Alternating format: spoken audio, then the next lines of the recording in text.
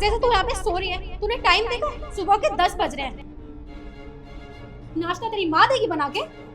भाभी वो रात को लेट सोई थी तो आँख नहीं खुली सुबह। अच्छा, महारानी की आंख नहीं खुली। ये ज्यादा ना मेरे आगे जुबान मत चलाएगा। वैसे ही मुझे तुझे देख के ना गुस्सा आता है। मन तो करता है चांटा लगाऊं। चुपचाप जा और जाके चाय बना के ला। जी अभी लाती।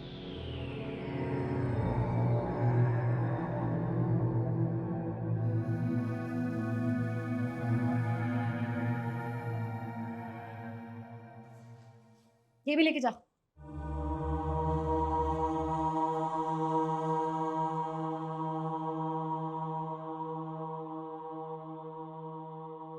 इस मनोज ने तो दिमाग खराब करके रखा हुआ है।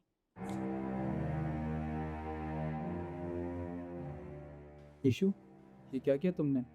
तुम नव्या के साथ ऐसा बर्ताव क्यों कर रही हो? क्या किया मैंने? बिल्कुल सही किया।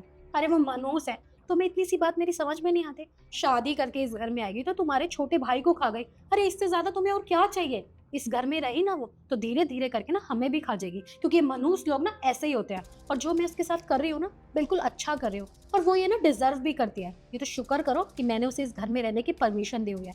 वरना मेरा बस चले ना तो मैं उसे धक्के मार के निकाल दूँ। और देखो निखिल, औरतों के बीच में तुम ना ही बोलो तो अच्छा है। औरतों की बात औरतों तक रहने दो। तुम अपना काम करो।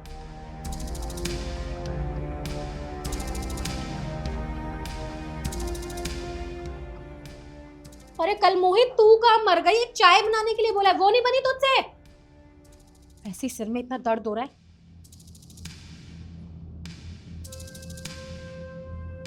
भाभी चाय। इतना टाइम लगता है चाय बनने में?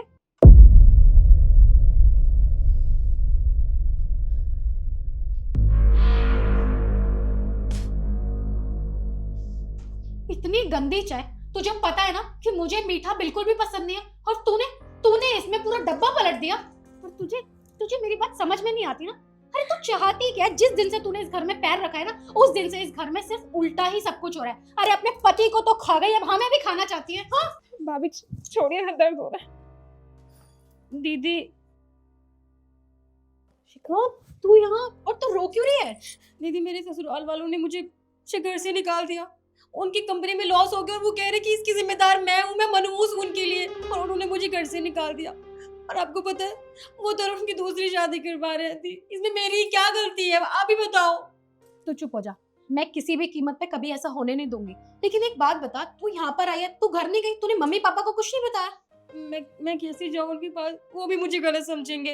और दीदी आप तो हमेशा मुझे सपोर्ट करते हो ना, आप समझाते हो मुझे सही और गलत में फैसला कैसे करना है। अब आप ही बताओ क्या करूँ, मुझे समझ में नहीं आ रहा।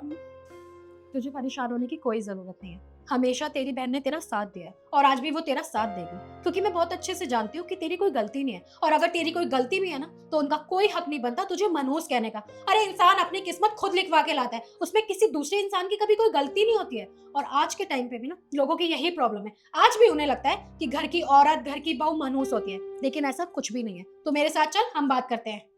ईशु, कहाँ जा रही हो तुम? जो भी तुम्हारी बहन ने तुम्हें बताया है ना वो सब कुछ मैंने सुन लिया है।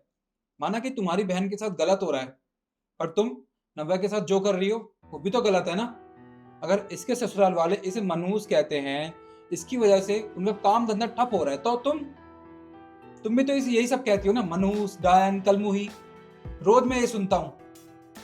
और तुम इस पे हाथ भी उठाती हो, इसे घर के सारे काम करवाती हो, इसे परेशान भी करती हो। ईशु, तुम्हें पता है कि इस पर भी दुखों का पहाड़ टूट पड़ा है।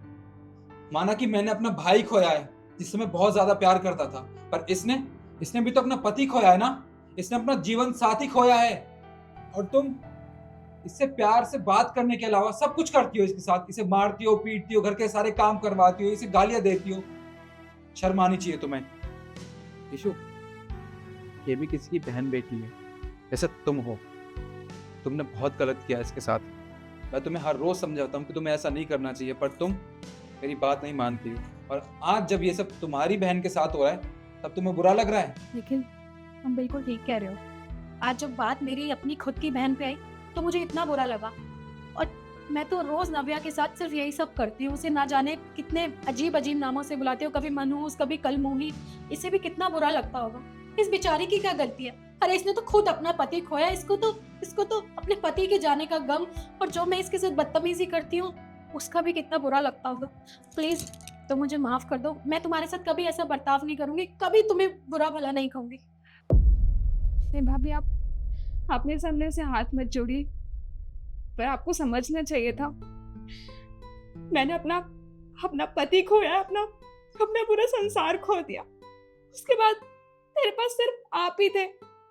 मैंने आपको हमेशा अपनी बड़ी बहन माना था। मुझे लगा कि आप मेरा सहारा बनेंगे, पर आपने हमेशा मुझे कोसा, मुझे सुनाया। आपने एक बार नहीं सोचा कि मुझ पे क्या बीत रही होगी। आपने मुझसे पूछा तक नहीं। अभी मैं खुद ही अंदर अंदर इतना घुट के मर रही थी कि आपने मेरे साथ जो कुछ भी किया उसका मुझे एहसास तक नहीं है, तो बुरा तो क्या ही लगेगा। पर शायद आप ठीक भी है कि गलती मेरी ही है, वरना आज ये यहाँ पे होता है, मुझे आप लोग की ये सब बातें नहीं सुननी पड़ती। नहीं, तुम्हारी कोई गलती नहीं है। भाभी अब देर नहीं करते, एक काम करते हैं, आपकी बहन के घर चलते हैं, उससे बात करते हैं। हाँ तुम बिल्कुल ठीक कह रहे हो। निखिल तुम इसके हस्बैंड को कॉल करके यहीं बुला लो, हम बात करते हैं ना, हम समझाते हैं। देखो, ना किसी को फ़ोन करने की ज़रूरत है, ना ही कहीं जाने की ज़रूरत है। ये सब शिखा ने नाटक किया था मेरे कहने पर, ताकि तुम्हें अपनी गलती का एहसास हो सके। जो तुम मुझे समझाना चाहते थे वो मुझे समझ आ गया, कभी ऐसा नहीं करोगे।